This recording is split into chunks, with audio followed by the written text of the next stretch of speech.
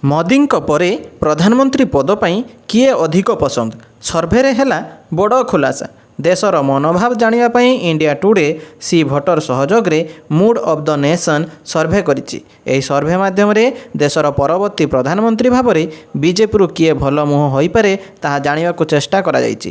ଏହି ସର୍ଭେରେ 3ଟି ନାମ ଉଲ୍ଲେଖ କରାଯାଇଛି, ଯେଉଁଥିରେ ଗୃହମନ୍ତ୍ରୀ ଅମିତ ଶାହା, ୟୁପି ମୁଖ୍ୟମନ୍ତ୍ରୀ ଯୋଗୀ ଆଦିତ୍ୟନାଥ ଏବଂ କେନ୍ଦ୍ରମନ୍ତ୍ରୀ ନୀତିନ ଗଡ଼କରୀଙ୍କ ନାମ ଅନ୍ତର୍ଭୁକ୍ତ।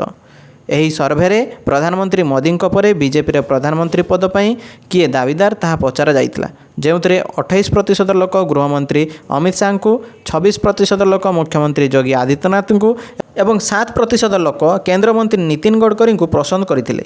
ଏହା ସହିତ ଏହି ସର୍ଭେରେ ପରବର୍ତ୍ତୀ ପ୍ରଧାନମନ୍ତ୍ରୀ ଭାବରେ କିଏ ଭଲ ମୁହଁ ତାହା ମଧ୍ୟ ପଚରାଯାଇଥିଲା, ଯେଉଁଥିରେ 52% ଲୋକ ନରେନ୍ଦ୍ର ମୋଦିଙ୍କୁ ଏବଂ 25% ଲୋକ ରାହୁଲ ଗାନ୍ଧୀଙ୍କୁ ପସନ୍ଦ କରିଥିଲେ। ଉତ୍ତରାଖଣ୍ଡର ପୌଡ଼ି ଗଡ଼ୱାଲରେ ଜନ୍ମିତ ଯୋଗୀ ଆଦିତ୍ୟନାଥ ଅଜୟ ସିଂ ବିଷ୍ଟ 1998 ମସିହାରେ 26 ବର୍ଷ ବୟସରେ ଗୋରଖପୁରରୁ ସବୁଠାରୁ କମ୍ ବୟସର ସାଂସଦ ନିର୍ବାଚିତ ହୋଇଥିଲେ, ଯେଉଁଠାରେ ସେ 5 ଥର ବିଜୟୀ ହୋଇଥିଲେ। ତାପରେ 2017 ମସିହାରୁ ୟୁପିର ମୁଖ୍ୟମନ୍ତ୍ରୀ ଭାବରେ ସେ ରାଜ୍ୟର ସବୁଠାରୁ ଦୀର୍ଘ ସମୟ ଧରି ମୁଖ୍ୟମନ୍ତ୍ରୀ ଭାବରେ ନିର୍ବାଚିତ ହୋଇଥିବା ନେତା।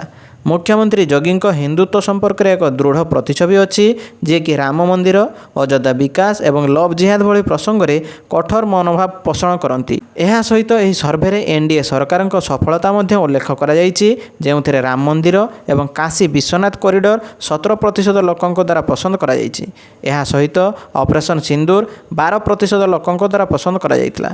9% ଲୋକ କାଶ୍ମୀର ଧାରା 370 ଉଚ୍ଛେଦକୁ ପସନ୍ଦ କରିଛନ୍ତି। ଏହି ସର୍ଭେ 1 ଜୁଲାଇ 2025ରୁ 14 ଅଗଷ୍ଟ 2025 ମଧ୍ୟରେ କରାଯାଇଥିଲା, ଯାହାର ନମୁନା ଆକାରରେ 2,06,826 ଥିଲା, ଯେଉଁଥିରେ ପ୍ରତ୍ୟେକ ବୟସ ଏବଂ ଧର୍ମର ଲୋକଙ୍କୁ ସାମିଲ କରାଯାଇଥିଲା।